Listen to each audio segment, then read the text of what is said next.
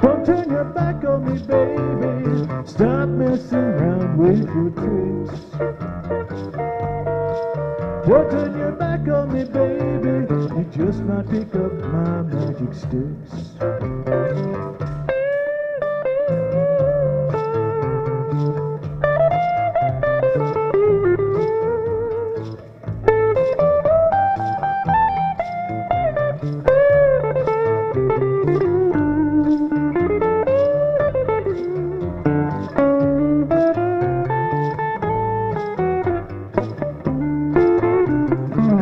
You got your spell on me, baby.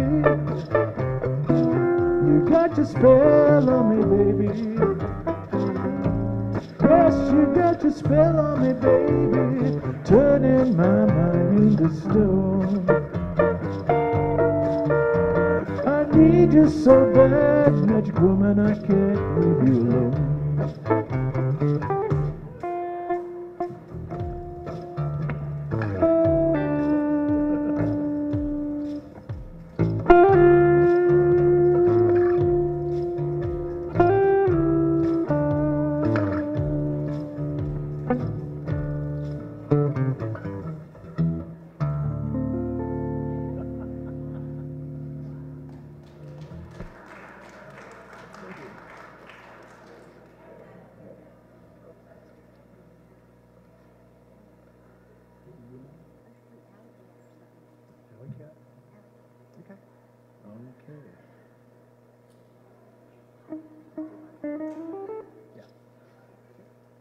One, two, three.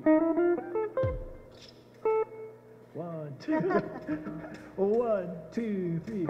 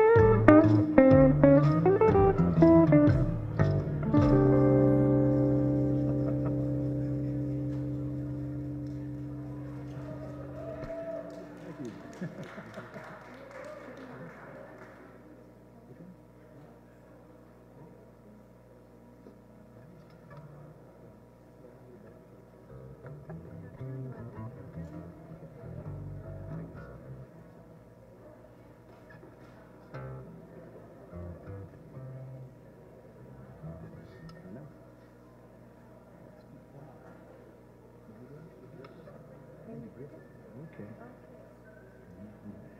TV song. One, two, one, two.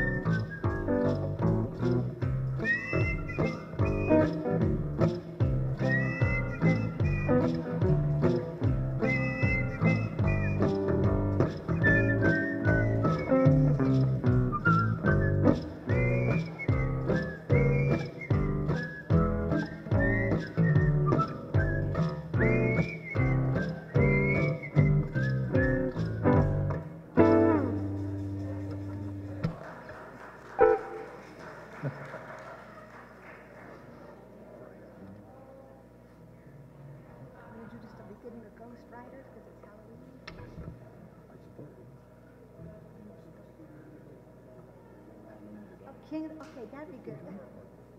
Okay, King of the Road. Okay.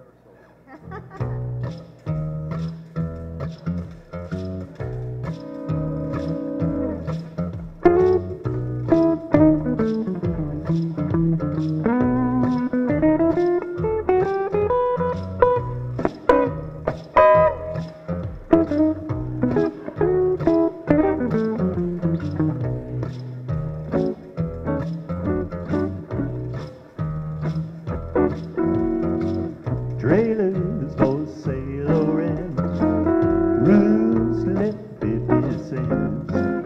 No phone, no food, no pets. I ain't got no cigarettes. I've been 2 hours of pushing broom by some 8 by 12 4-bedroom. I'm a man of means by no means, king of the road. Her thoughts come on midnight train, destination back on Maine. Oh, worn out suit and shoes. I don't pay no union dues. I smoke old stogies I have found, short but not too big around. I'm a man of means by no means, king of the road. I know every engineer on every train, and all of the children by all of their names, and every handout in every town, and every life that ain't locked when no one's around.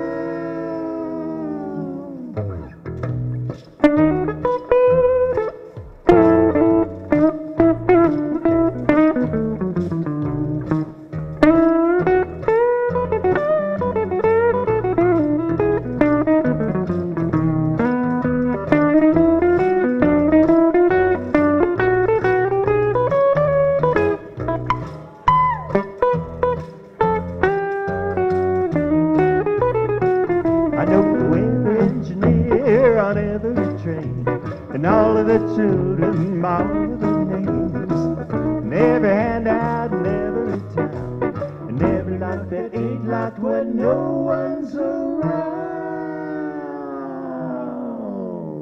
I sing trailers for sale or rent, roofs let for 50 cents, no phone, no food, no pets. I ain't got no cigarettes. I've been 2 hours of pushing broom by some 8 by 12 4-bedroom. I'm a man of means by no means, king of the road, king of the road,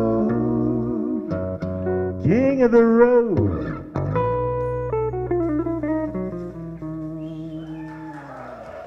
Thank you. Good morning. Ricky Kitzman could not make it today, so he asked me, Kermit Maflugo, to step in. I'm kidding. It's really. Good morning. What a fantastic welcome to another glorious Sunday at Althea. I tell you, when I heard Black Magic Woman, I was transported back in time to McCowan Hall on the UNC campus in Greeley, and interesting times. I'll just leave it at that. So welcome once again, and we like to see who is here for the very first time. Raise your hand if this is your first visit. Yay, thank you, welcome. And we will be giving you either a flower or a plant, it looks like today. This is to thoroughly embarrass you even more. No, it's not. It's meant to just mark you. No, not meant to mark you. Well, kind of. But it's just so that we can greet you with an Althea welcome. Be sure that if you're interested in signing up for the newsletter, that's the best way to find out what's going on here, and you can do that after the service. So welcome. Thank you so much for sharing your Sunday with us. As you know, today is Halloween, as well as the precursor to Dias de los Muertos. And what is the Irish festival? What they said. Okay. So it's going to be a very special day. And of course, we have our spiritual director-elect, Katherine Newell, who will be conducting the service today. And I wanted to make sure for those of you who are indeed a card-carrying member, first of all, if you don't have a card, you can get one. We had some new ones printed. That if you are a member and did not receive a letter and a proxy vote, please let me or any of the board members or Rick or Sarma know so that we can get you one.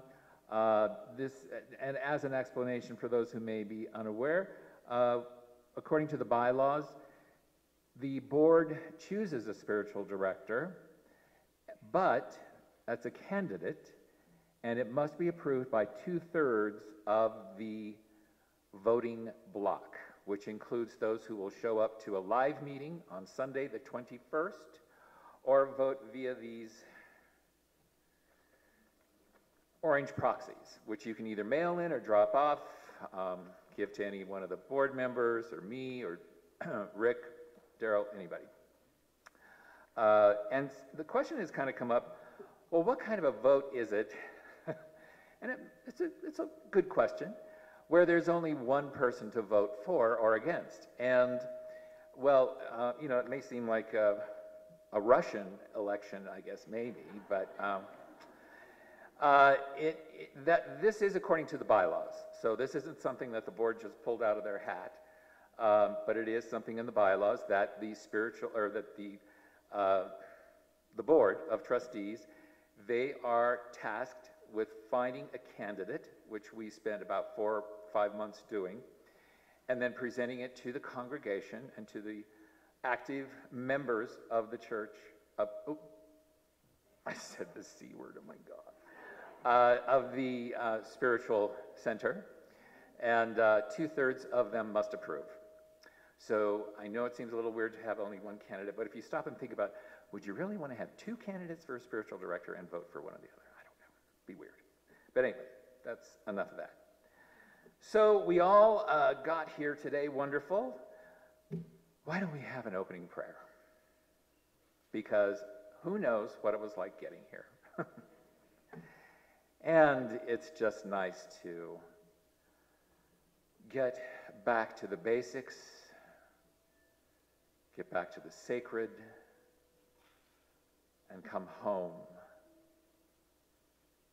in a very real spiritual sense. To come home. Because not only is Althea a physical home, but it is also a home of the energy of spirit, of God, of Buddha, of Allah, of our founding women and their energy here. And it is that home that we find within. We find our deepest connection when we focus on our breath and just still the mind. And we just let go as we breathe out. We let go of what it took to get here. We let go of what we're thinking about for lunch or for this evening or for next week or next year. And we let go of the world outside these doors. And we embrace our oneness, our deepest connection to spirit.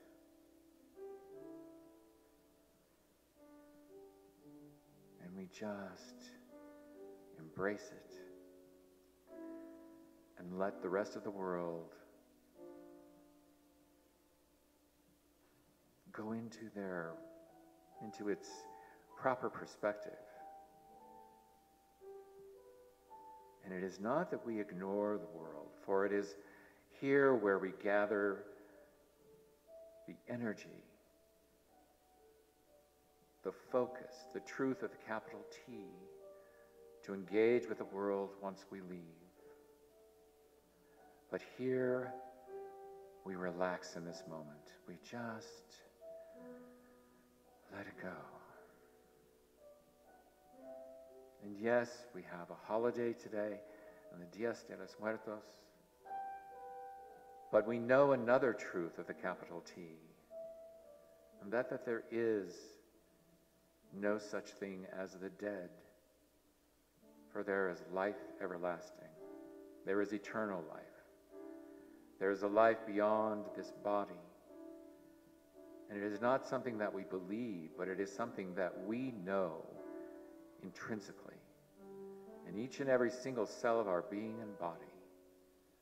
We know that this breath that animates us has other stories to tell. And when we think about those loved ones who have passed this planet,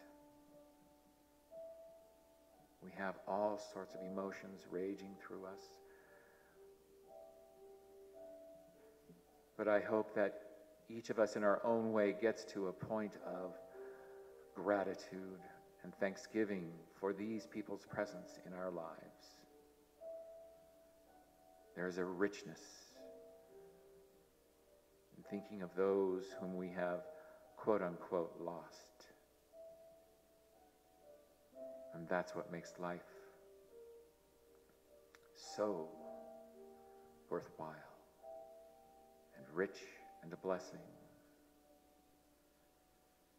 And so each of you in your own way, as you think about these folks and your gratitude and the world that awaits us, let us gather our strength and our fortitude with the service today so that when we walk out these doors, we greet life with an awareness of its miraculous nature. For everything that we can gaze upon in some way, shape, or form is an expression of life and an expression of a miracle. And it is a pleasure and a privilege to be alive. And so it is.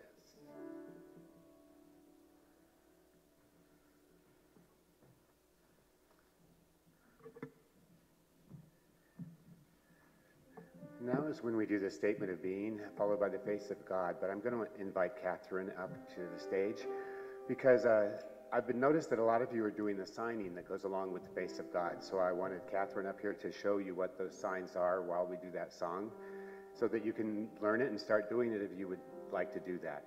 So please stand as you're able and join me in our statement of being, followed by our sung response, face of God. God is all, both invisible and visible. One presence, one mind, one power is all. This one that is all is perfect life, perfect love, and perfect substance. We are individualized expressions of God and are ever one with this perfect life, perfect love, and perfect substance. You are the face of God. I hold you in my heart. You are a part of me. You are the face of God. You are the face of love. I hold you in my heart. You are my family. You are the face of love.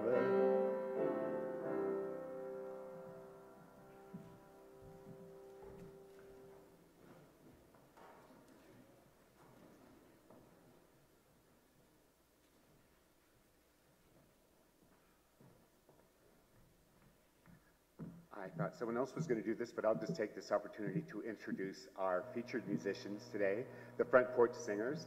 They're featured at Swallow Hill Music Hall, and They do a lot of really great gigs around town, so please look them up on Google and follow them, because we are very lucky to have with us today the Front Porch Singers. So please welcome Monica, Mark, and Charlie.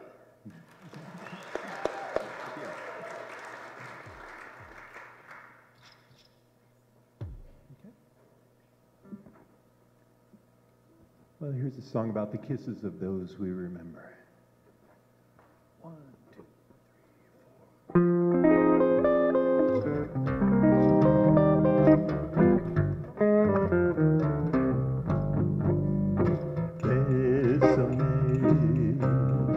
Bésame mucho. Each time I bring you a kiss, I hear music divine. Bésame, bésame mucho. Love me forever and say that you'll always be mine. Dearest one, if you should leave me, then each little dream would take wing and my life would be through.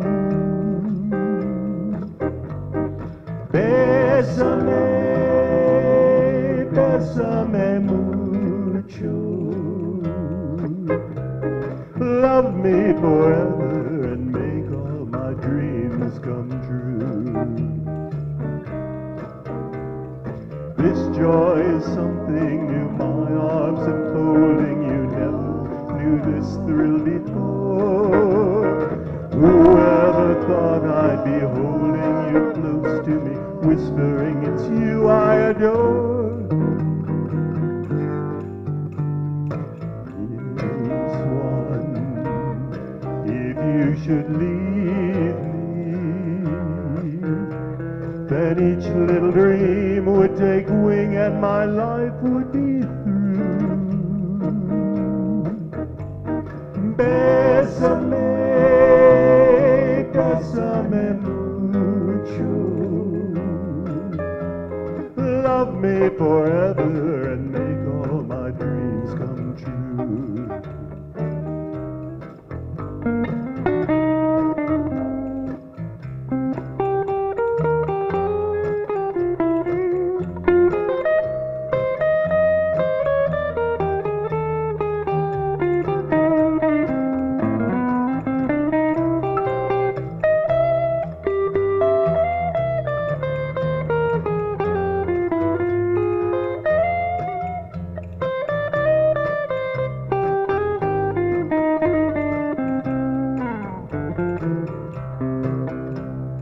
This joy is something new, my arms enfolding you, never knew this thrill before.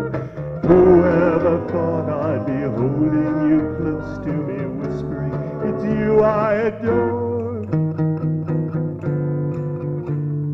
Dearest one, if you should leave me, then each little dream would take wing and my life would be through. So bésame, bésame mucho.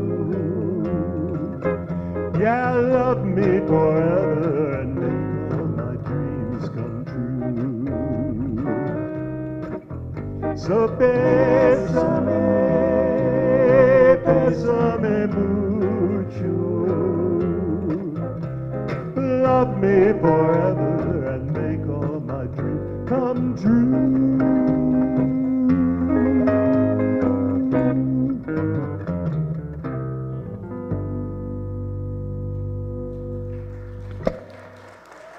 Thank you.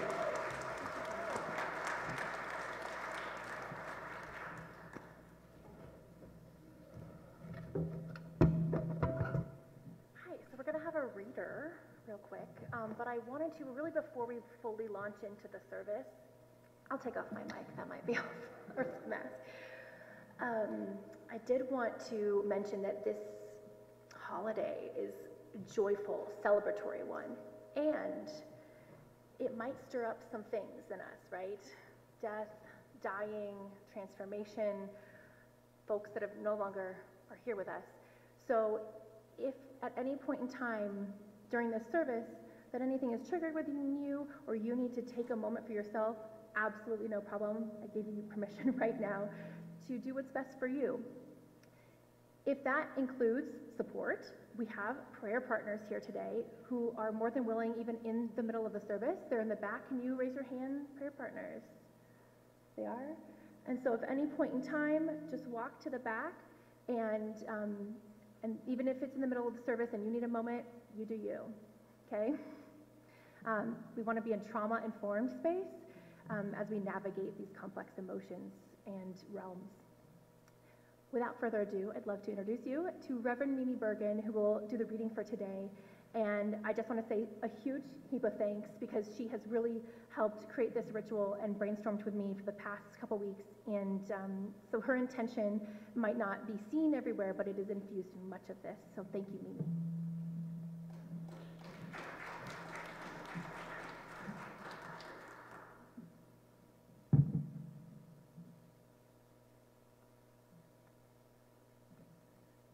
Good morning.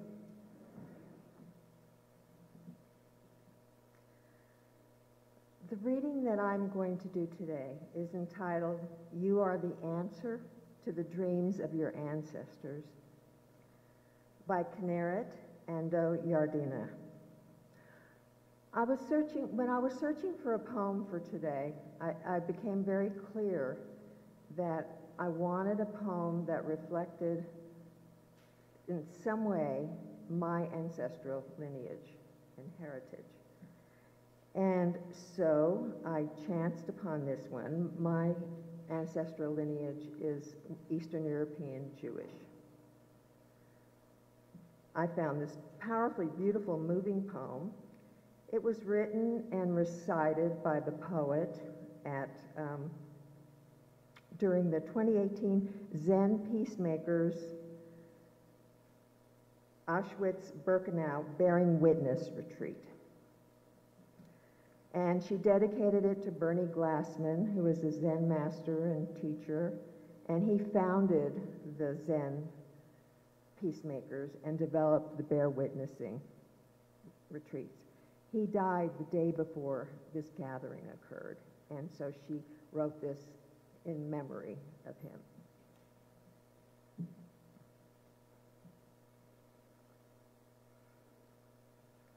You are the answer to the dreams of your ancestors. When they were lovemaking under canopies of shame and love and the fear of what would come, they dreamed of you. They dreamed of you, that you would come and redeem them all they had been and done and hadn't. You are the answer to your ancestors' prayers. To make this world remember peace, to make this world again know love, for the world they wished they could have seen, but which they never ceased believing, you couldn't help but make happen. You are the answer to your ancestors' prayers, that someone would come who would care for all the places and all the hearts of the air and earth, water and sky beings, past and today and future, of all the beloved ones, and all the ones who generation after generation are the most unseen, forgotten. You are the answer to your ancestors' prayers. They needed you here. They prayed for you to be here, knowing you were the one who could finally carry their bones home to bury them in the fertile field of your great heart, to dream of them and pray to them and pray for them to come again and guide you with what you needed to do, to close the affairs they weren't able to close, to bring the healing they couldn't yet bring, to be free in a way they could never have dreamed of but did. Please, granddaughters, grandchildren, Look inside your own hearts. I can't be anywhere else. I can only be here. Do not doubt you have a place here, something that only you can do. Sing a song for us. Make love to the ocean for us. Love a child on this earth for us. Light a great wild sky fire for us, so the smoke can burn through the layers of space and time that seem to separate us but don't. We are here, and we are watching you pray for the next ones to come as we once prayed for you. Thank you, ancestors. Thank you for coming before me. Thank you for showing me the way. Thank you for praying for me to come. When you speak, I listen with the soft edges of my body, with all the ears of my heart. I am here with an open heart in love. Please keep singing your songs into me. It is how I know my place of belonging. It is how I know you are well. It is how I know what is mine to pray for next. Ancestors, precious ones, grandmothers and grandfathers, guides and angels, protectors seen and unseen, please rest now with ease and gladness in your hearts, knowing your prayers have been answered. Rest now, dear ones, knowing we are here among you, and we are praying for and tending this sacred world for the next ones who will come. So one day, they will know you too.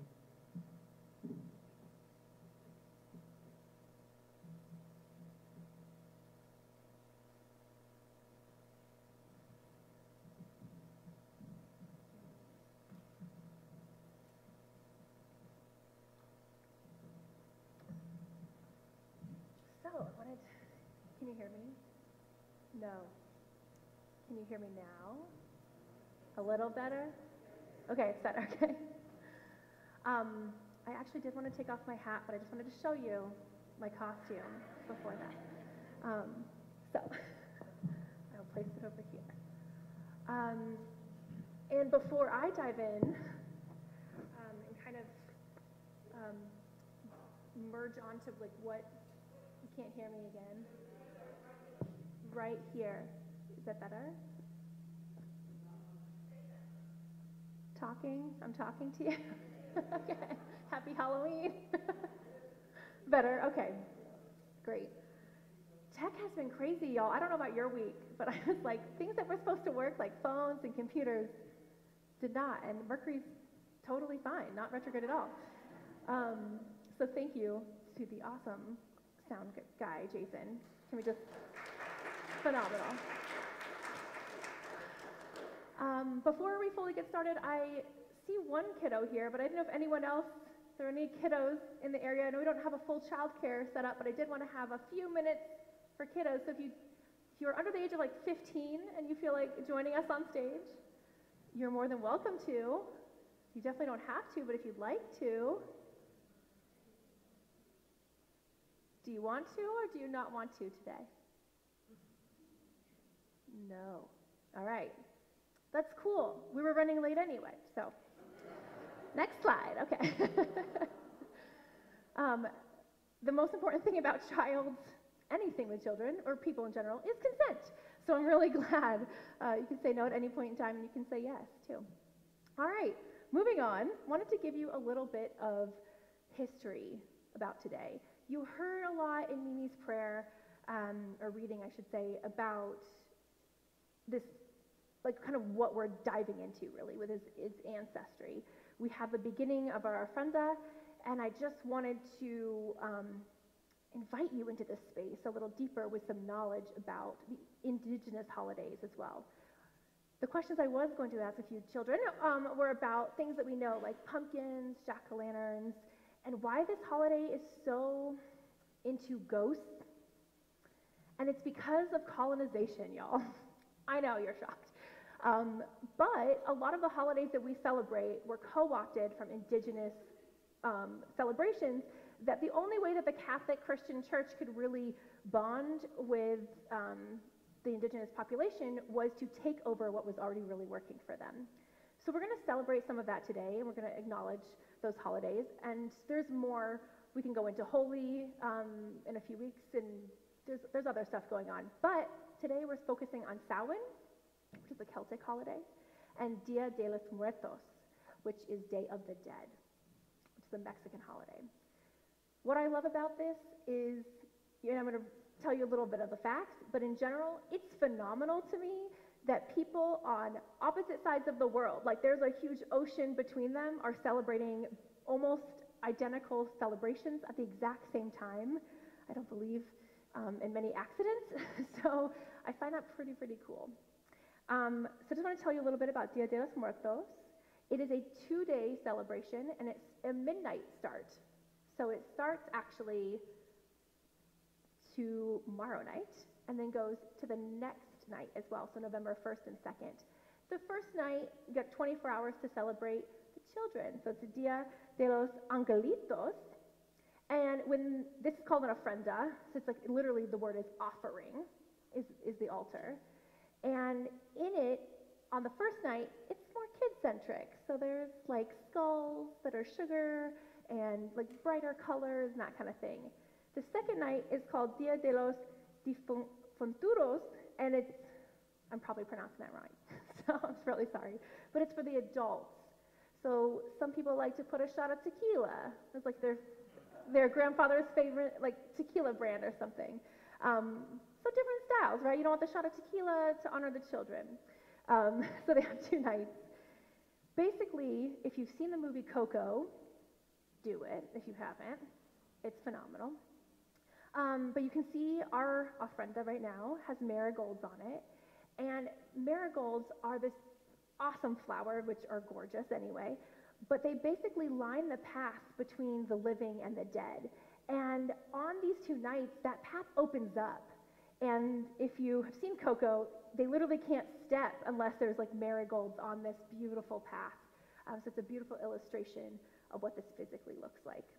I love ritual because we can conceptualize a lot of things, but when you have an altar and you have real people that walk this land and we share their stories and we have flowers and bread and different things, it makes it come alive. It's tangible. So I love this kind of thing. The last part is it's a celebration. A lot of folks are used to going to funerals and everyone wears black and it's really boring maybe, or it's really sad depending on what your relationship was to the person who died. And grief is 100% okay, and it comes and it's a windy journey with that. But this holiday is actually a celebration of life, so it's not meant to be a downer. I have a friend just this morning who texted me pictures. They're in Puerto Vallarta, and they're going to Guadalajara tonight. And it's insane. It's the coolest party I've seen. All the streets are decked out in Mexico, so if you get a chance to experience that in person, well, life-changing. Hopefully, we can learn a lot about our own life from death. So I want to switch it up and tell you a little bit about Samhain so you can really see the clear similarities and a few of the differences as well. Very similar idea, right? It's between the dead and the living, and this portal sort of opens up, and that is what these holidays are about. Samhain is also a 48-hour process, and it happens at sundown on the 30th to sundown on the 1st. So we're in it right now. You've been in it. Did you know?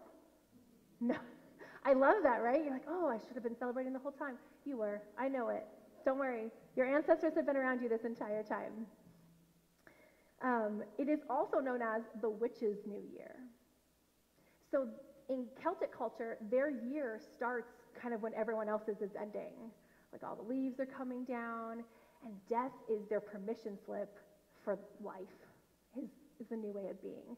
So this is the time, many of us, January 1st, what do? Set a bunch of intentions.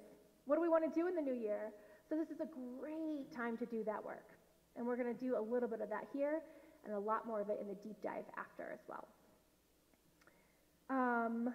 Lastly, the deity often associated with Samhain is called the Morgan, and she is like a dark goddess. And if you've ever done any spell work or meditation work with her, she really understands the depth and the darkness and is highly misunderstood in regular culture, which is why when the Catholic Church came to Ireland and Scotland, they were like, no, no, no, not her. Let's worship Bridget, Saint Bridget now she's called, not just Goddess Bridget.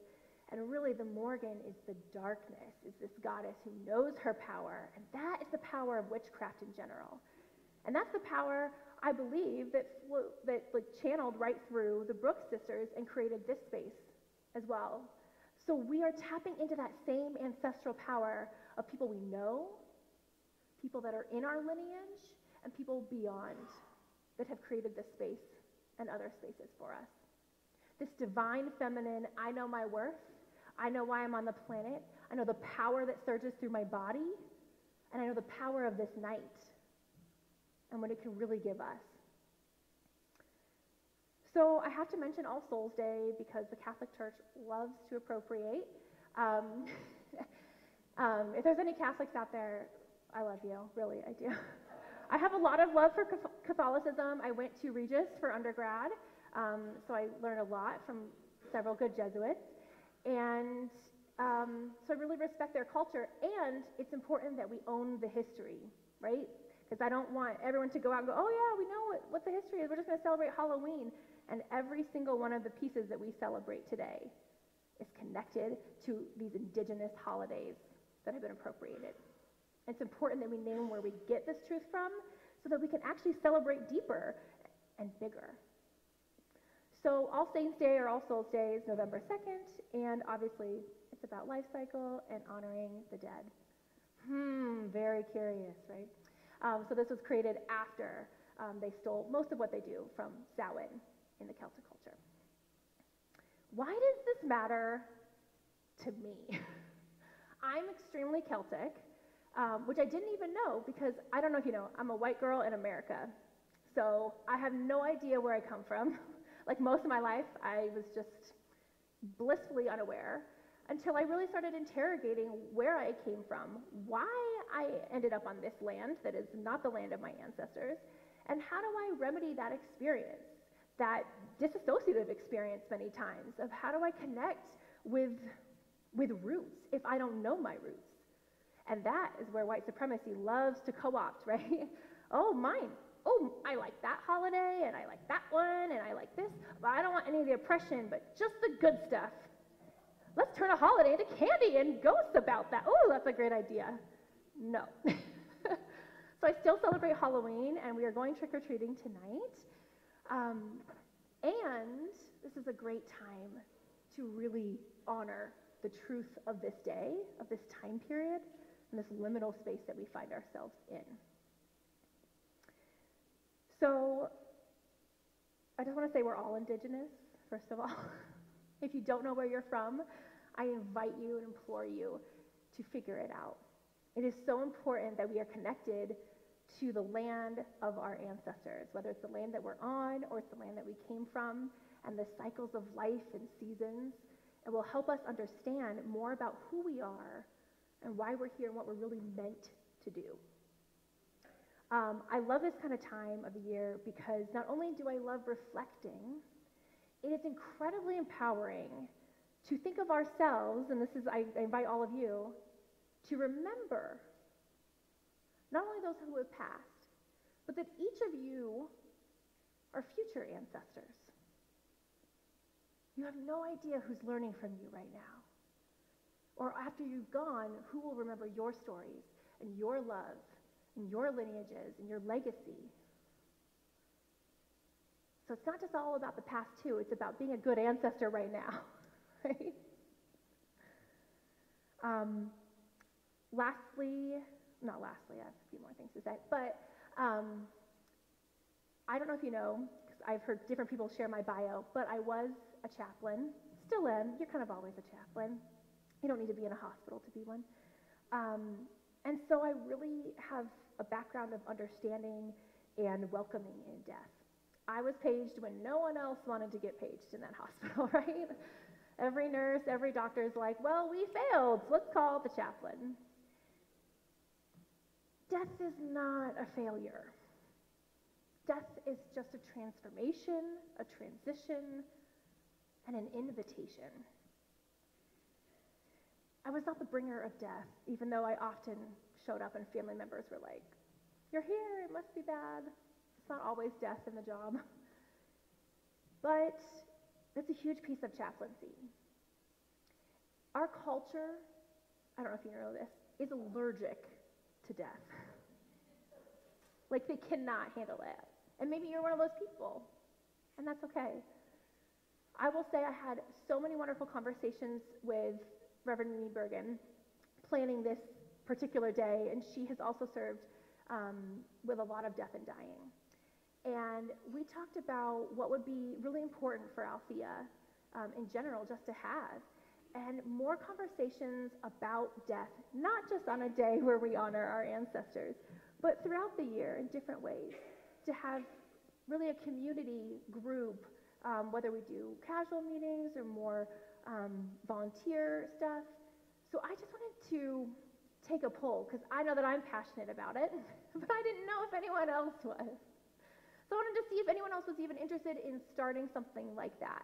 Is anyone interested? Maybe? Okay, wow, way more than I thought, actually. Okay, all right, awesome. Sarma, can you stand up? So if you're interested, she's like waving her hand in the back, please see Sarma afterwards and just give her your info, your name, number, and email, and we will set up specifically a group for this. And really, I just wanted to feel the pulse of what Althea wanted around this topic. I value it. I think this is a rich conversation. And I also want to support members of our community who are transitioning as well, or who may in the future. It's an important conversation to have, so cool. Thank you. In creating this talk, I read a lot, obviously, but I also practice a lot of this, so it's just like innate knowledge. And it was actually my fiance, EJ, who just kept saying, you know, on Instagram, I'm seeing all this stuff like the veil is thin. The veil is thin, the veil's super thin, do something about it or something. He was like, what does that mean, and what am I supposed to do? So the ofrenda and the altar is the calling in component, but people forget that this is like a satellite. It's like a call to the universe, kind of. But the veil being thin part is really this space between the worlds, between the dead and the living. And normally, it feels a little thicker. I feel like sometimes of the year, I'm like, I don't get this. I don't know what I'm supposed to do. I can't really hear my ancestors as well. Lately, though, I've been smelling my grandmother's lipstick as I go to bed. It's crazy. But there's times when you want to connect and maybe you don't have that really clear communication. You have 48 hours now. I'm giving you permission, the universe is. You have an ofrenda. This is a call. This is a beacon, basically, saying, it's just thinner. It's not thick walls, it's just on the other side. So you can't fully see, but you can feel, and you know their presence is there. And in Dia de los Muertos, it's really about, they want to come back. They really, like, you better set that ofrenda wonderfully. You better put everyone's picture out because you really want to welcome them in. Samhain is a little bit more, ritualize it in your own way. Get together, celebrate, but it's not as strict with that. So I just wanted to break that part down for you. Does everyone understand the thin, like the veil is thin part? Okay. If you've ever been or heard about the Isle of Skye in Ireland, they have that. There's spaces around the world even that they call thin spaces, where they feel like the heaven and the earth are coming together. I feel that on Whidbey Island outside of Seattle. Gotta tell you, every time I'm on that island, I'm like, everyone is here. I know it. I can feel all the magic. I often use the word liminal space. So I want to reintroduce that. If you haven't heard this word, it is, the liminal is between the knowing of the both sides. So that veil is thin, the veil is the liminal space.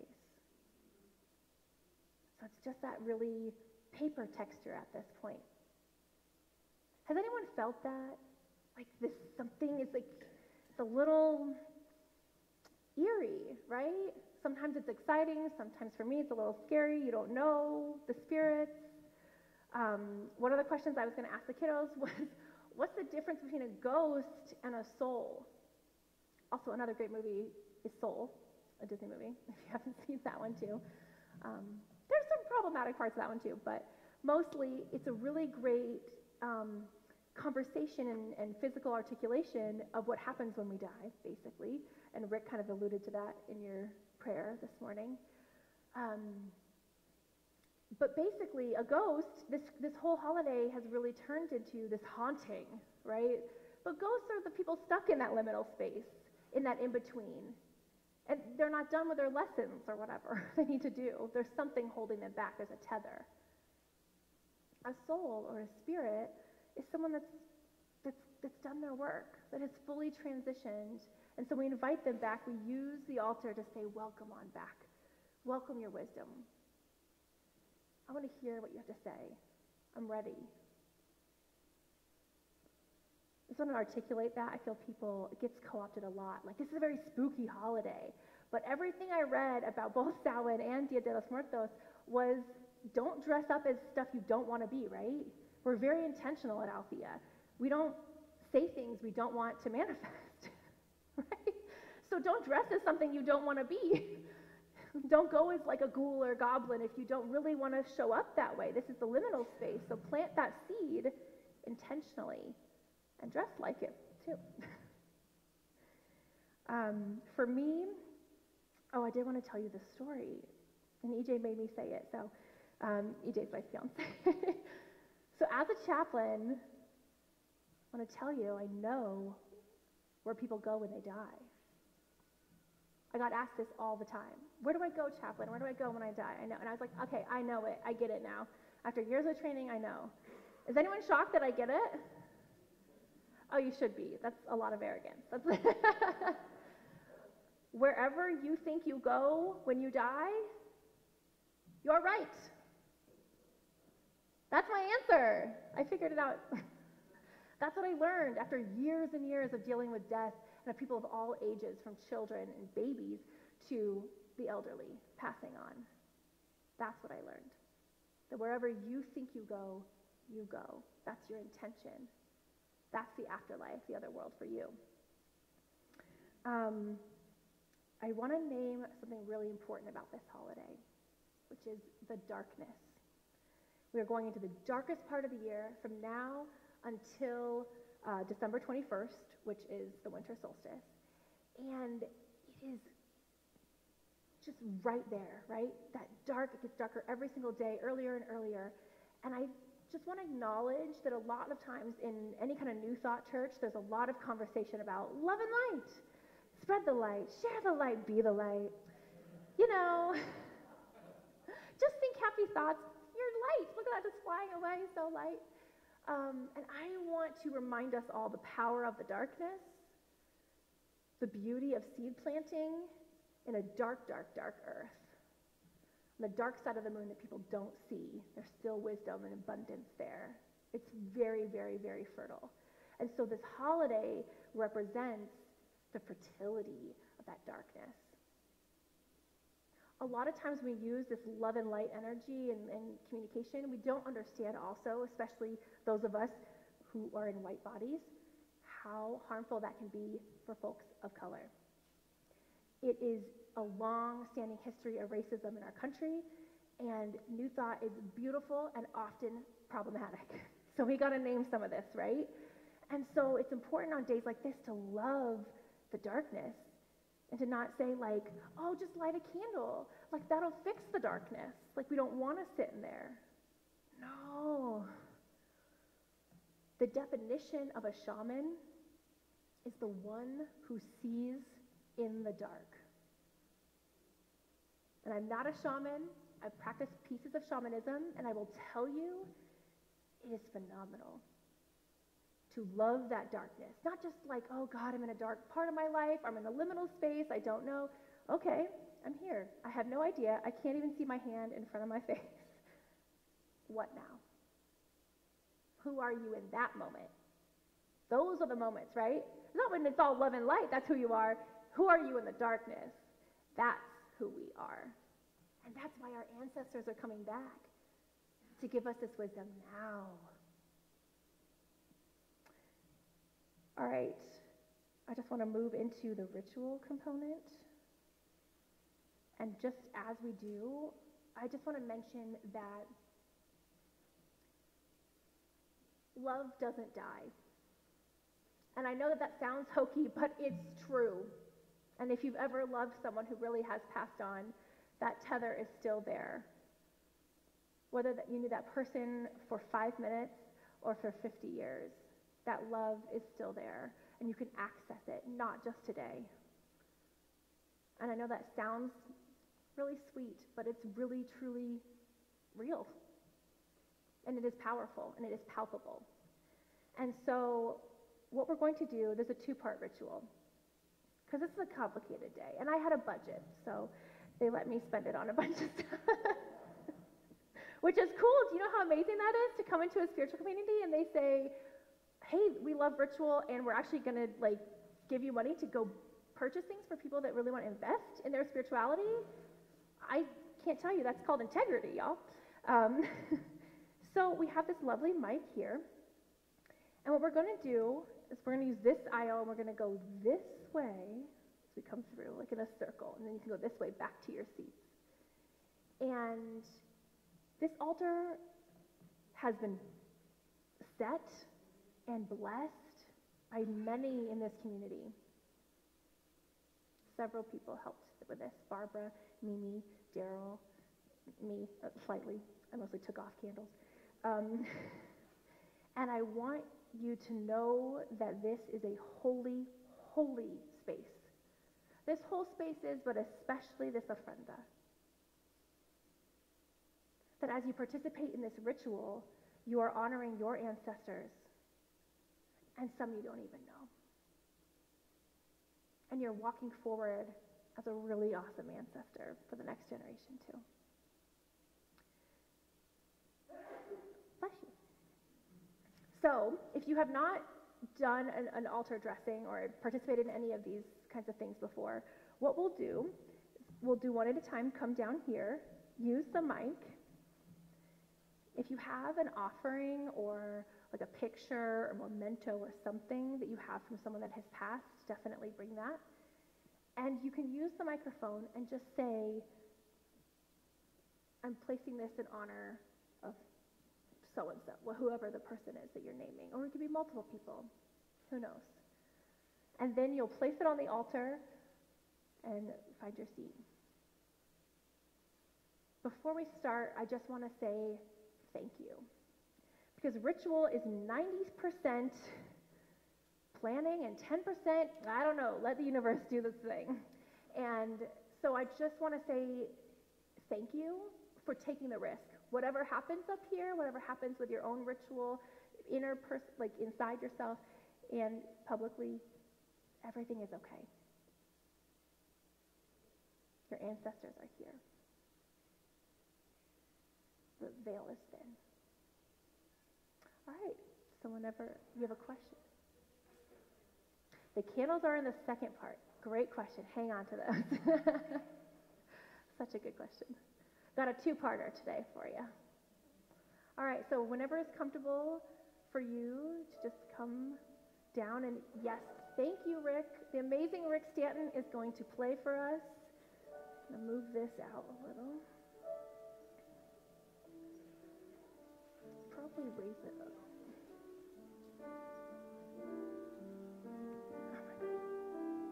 I don't know if it'll raise it.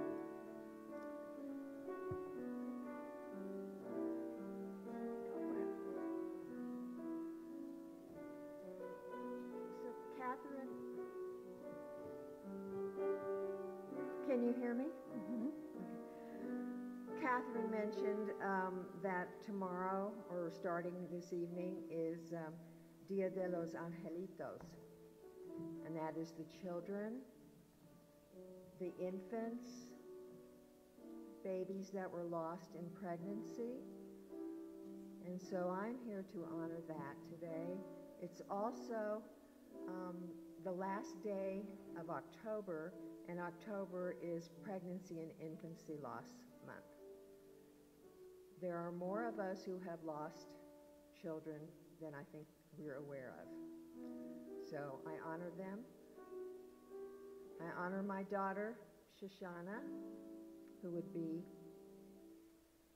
she was stillborn in 1981.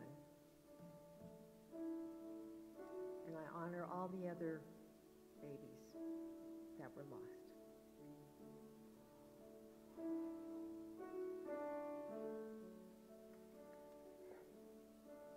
In honor of my mother and my brother.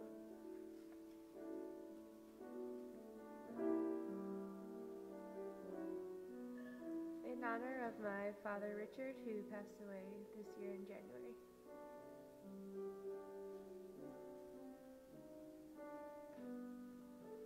In honor of my parents and my aunt, who introduced me to a lot of spiritual learnings that I have today, and all my other ancestors who have passed on. In honor of my friend of 45 years, Carl.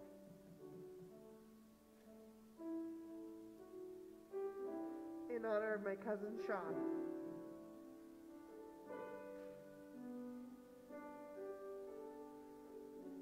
In honor of my father, Ozzy, and my husband, Scott. In honor of my brother, my sister, my mother, and my grandmother.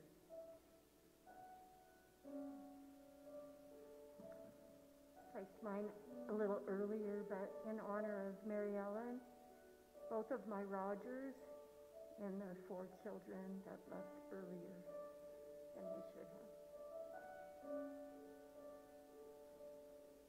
In honor of my mother and my father and all those who, in my family chain, going back to the beginning, who brought me here, who I am the example of, but mostly for me, in honor of the beloved bird that lived with me for 27 years and protected me from a medical issue, and especially in honor of the recreation and reincarnation of him as the bird Pozo, who died 8 weeks after moving into my home.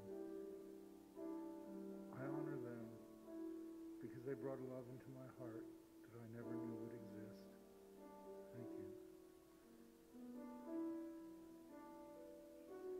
In honor of Patsy and Jean, aka Mom and Dad.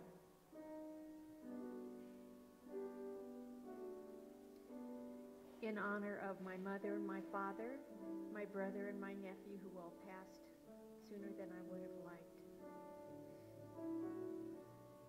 In honor of my grandma Beatrice, my dog Letty.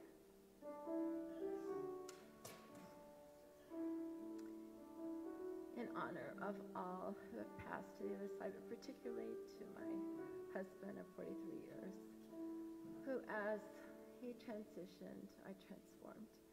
And the greatest gift of this loving, loving grief that I still have. And could it be sweeter or more precious to me in my journey of life?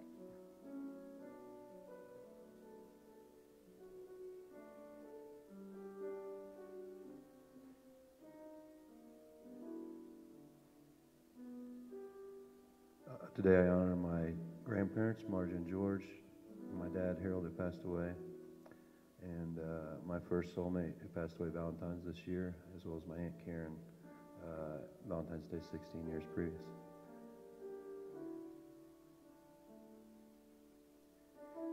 In honor of my mother, Doris, and my sister, Janice. In honor of my dad, Charlie, and my Aunt Joel, and my dog, Gabby.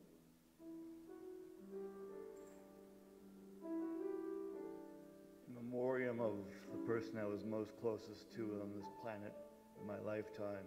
Gail J. Martins, who passed away recently at the age of 52, and will always be a sustaining memory in my heart and the hearts of many.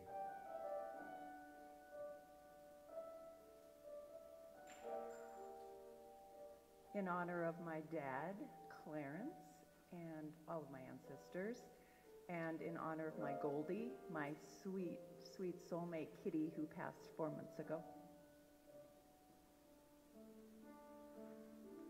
In honor of my cousin, Eugene.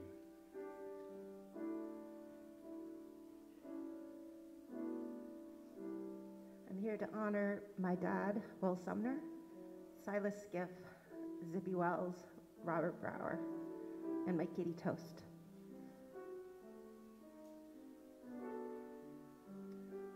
This is in honor of all the boys. This is for my grandmother. In honor of my parents and my brothers.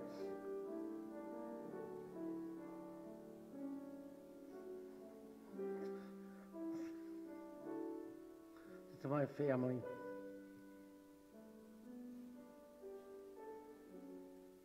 In honor of my mother, Elizabeth, my two brothers, Gary and Byron, and my father, who I never knew.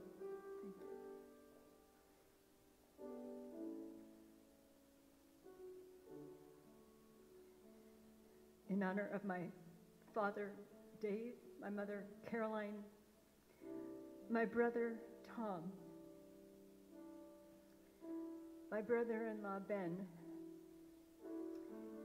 and all of those who have been in pain as they have died, and perhaps at their own hand.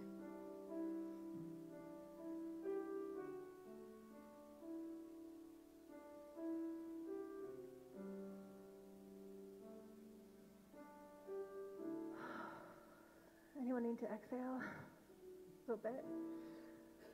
Whew.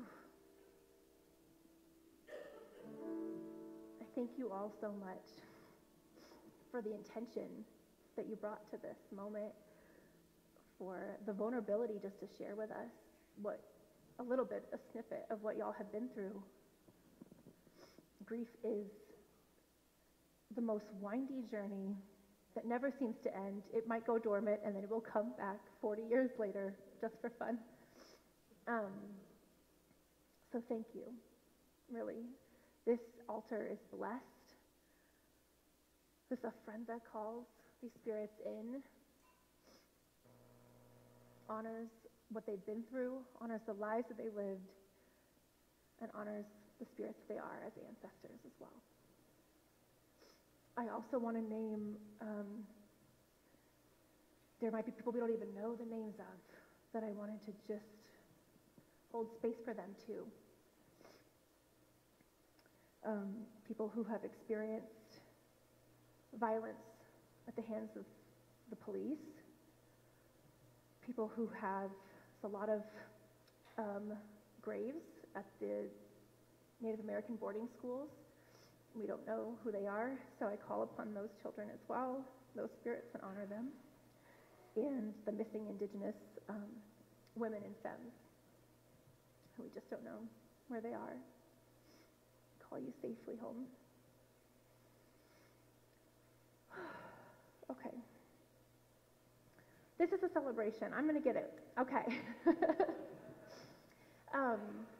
This is the moment we get to remember that it's about legacy. It's about the life.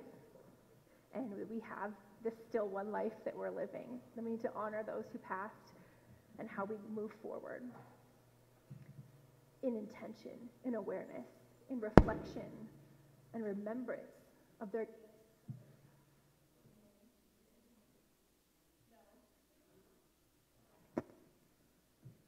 Does it still... Okay.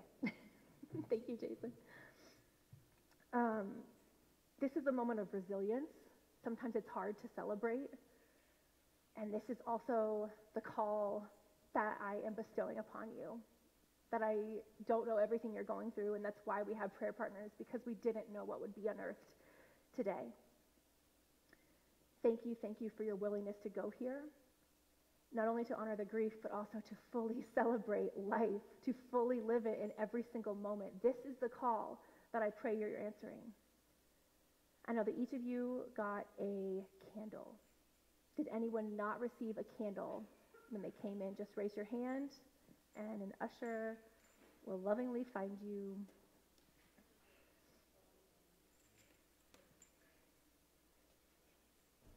And they are orange for several reasons, colors of marigolds, but also colors of pumpkins. It doesn't matter where you are in the world. I feel like during a good fall season, the color is orange. So here, and 2 over here as well. A bit more, there's some here. All right. So this is the second part of our ritual that Samhain, actually, every holiday, every Sabbath, is connected to an element, and the element associated with Samhain is fire. So we had to light some candles. We just had to do it. And this is a celebratory time. This is the new year, the witch's new year. So as we transition from honoring those who have passed, I invite you to reflect upon the lessons and the wisdom that you are literally receiving right now in this moment through their remembrance. And ask yourself, what are you intending? What is your intention for this next new year? And as you do this, Daryl and the amazing Front Porch Singers are going to serenade us with a song from Coco. It's called Remember Me. And so you will just, briefly, I'm going to light some candles, and then can I borrow your candle? The safest way to do this, because it's important, fire safety, is just pull that thing right up there. The person next to you will have their candle lit, and just take it and hold it like that, light it, and then pop it back in for the next person. Good? All right. No, you're keeping them, and this is something that, well, light them first and enjoy the ritual, and then I'll tell you what to do next. But turn off your thinking brain and open up your heart, because as you hear this music, I pray that your soul is serenaded with your ancestors' wisdom for the next year.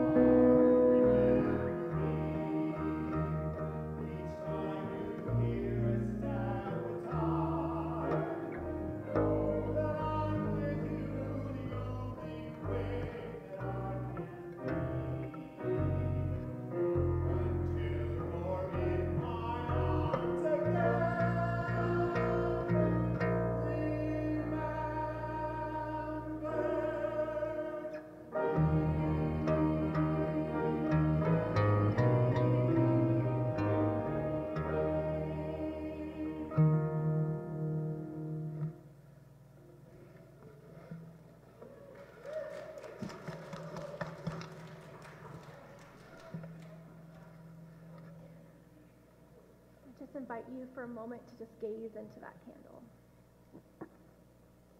Really stare at that flame. See the power, the legacy, the connectivity, and your ancestry. What are they trying to tell you?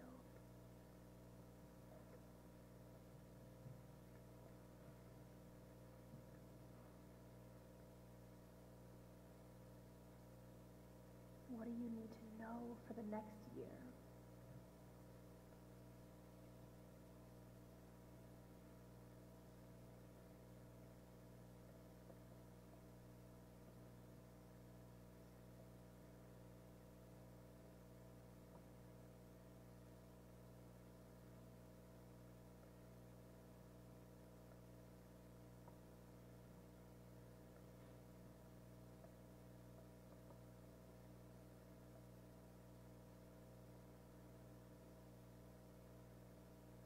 When you received your answer, you can carefully extinguish your candle, keeping it upright.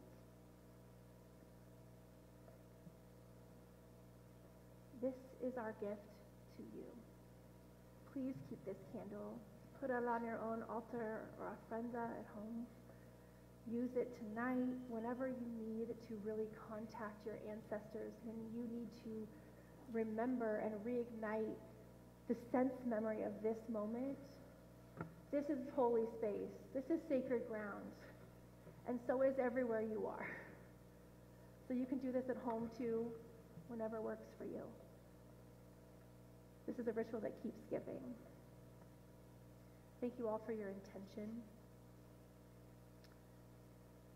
Really, I feel the spirits. I don't know if you do, I do. It's really, really powerful and palpable in this space. So thank you for going there with your whole heart, your whole being, and celebrating life and honoring death.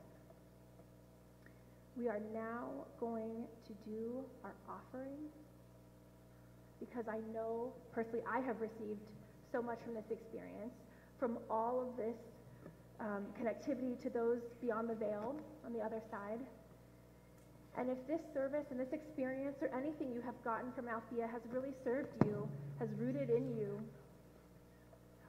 please share with your whole heart, knowing that it comes back to you tenfold, that these are just seeds planted, that money is just prosperity flowing into the abundance of the universe. And as we do that, amazing Front Porch Singers are going to play some more for us, right? Thank you.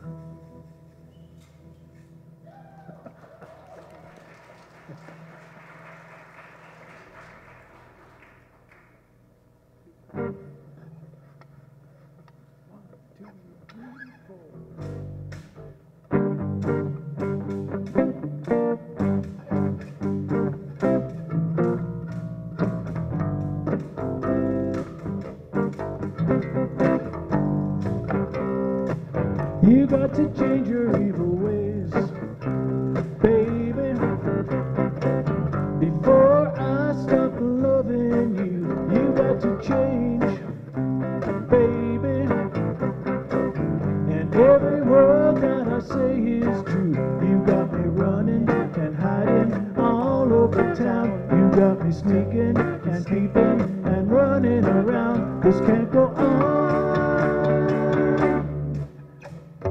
Oye, ¿cómo va? Mirito bueno para gozar. Mulata, oye, ¿cómo va? Mirito bueno para gozar. Mulata.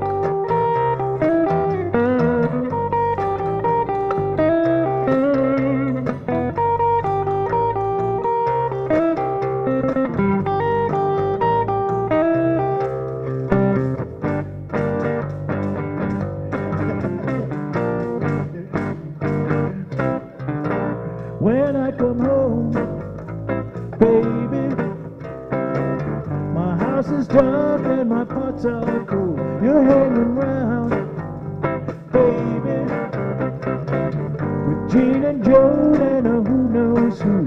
I'm getting tired of waiting and fooling around. I find somebody who won't make me feel like a clown. This can't go on.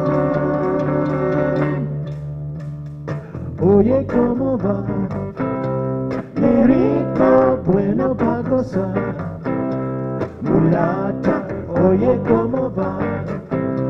Mi ritmo bueno para gozar. Mulata.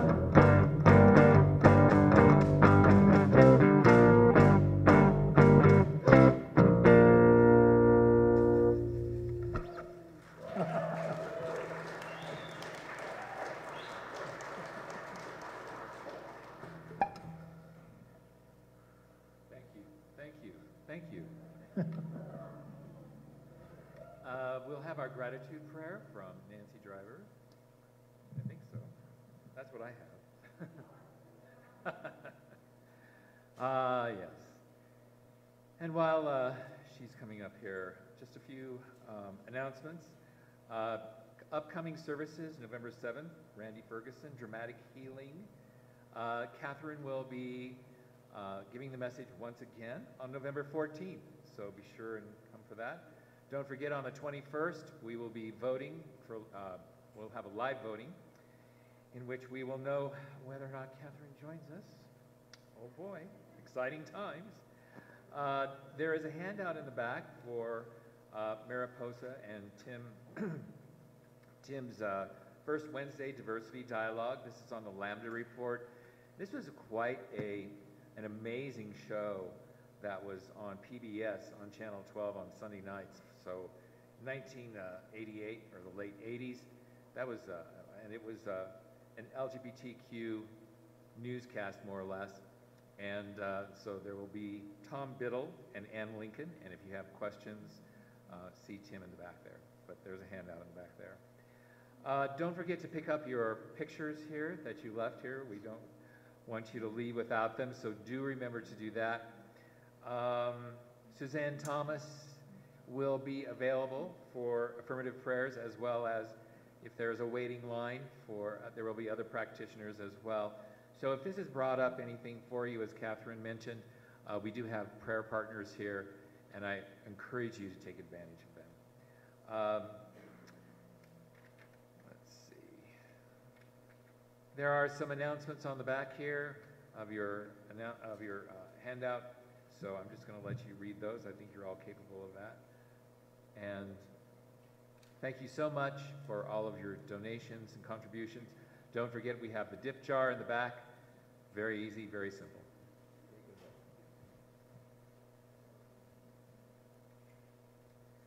Oh, so, well, guess I use this one. All right. So let's just breathe in the breath of life and just fill our hearts with so much gratitude and appreciation for this wonderful Althea Center. It's a spiritual center that celebrates life, a spiritual center that celebrates death and embraces death. And we know that we are all one in the veil of life. And from this place, we just thank you for all the wonderful contributions and for this beautiful, beautiful center. And we let this go, and so it is. Amen.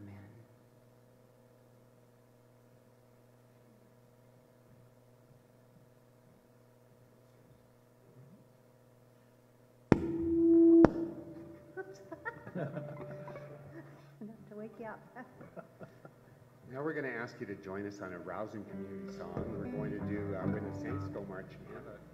Oh, I'm sorry. I guess we still have yet another prayer because the offering prayer kind of got out of order. So, Michael?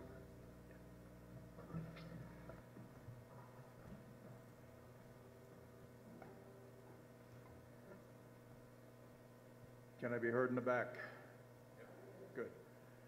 I want to use a prayer from the teachings of the inner Christ. Dear ones, you are healed and forgiven, one with your own highest nature, your own Christ self. You are filled and surrounded with Christ's love. You are filled and surrounded with Christ's light. You are free from fear, pain, and the earth vibration. We ask Jesus, Konar, Babaji, Ayeya Buddha Sai Baba, Gitchi Manitou, Great Spirit, Holy Spirit, Divine Presence and Source, to take you to your right and perfect places of expression. Go in peace. Thank you, God. Thank you, God. Thank you, God. Let light, love, and oil flood, fill, heal, and cleanse all spaces where darkness has lived. Kadosh, Kadosh, Kadosh, Adonai, Sebayo, Kadosh, Kadosh, Kadosh, Adonai, Sebayo. Amen, amen, amen. And so mote it be, and so it is.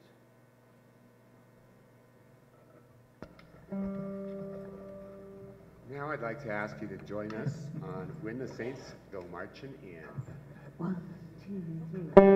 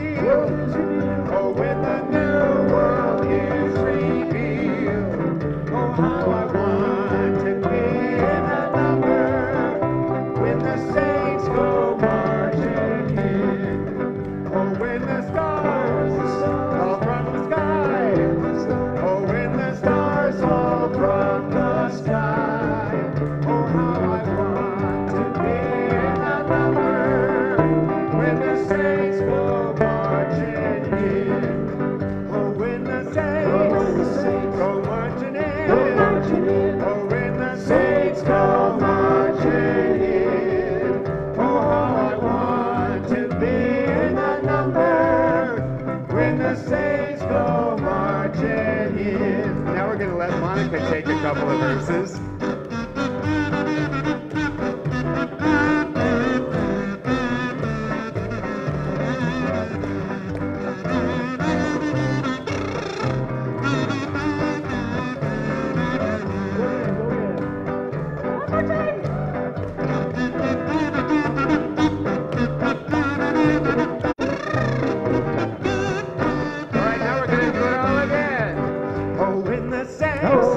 Go marching in.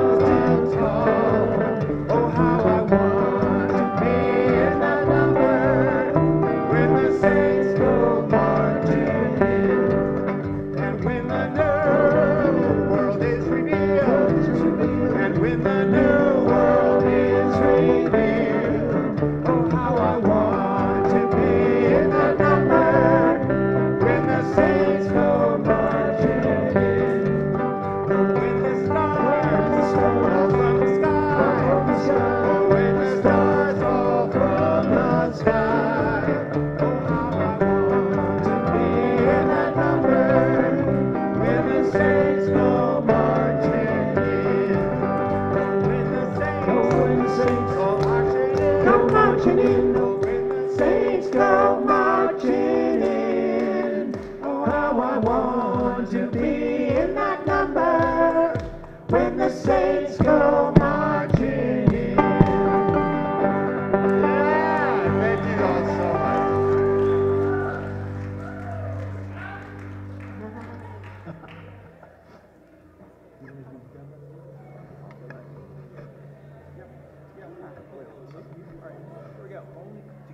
Yeah.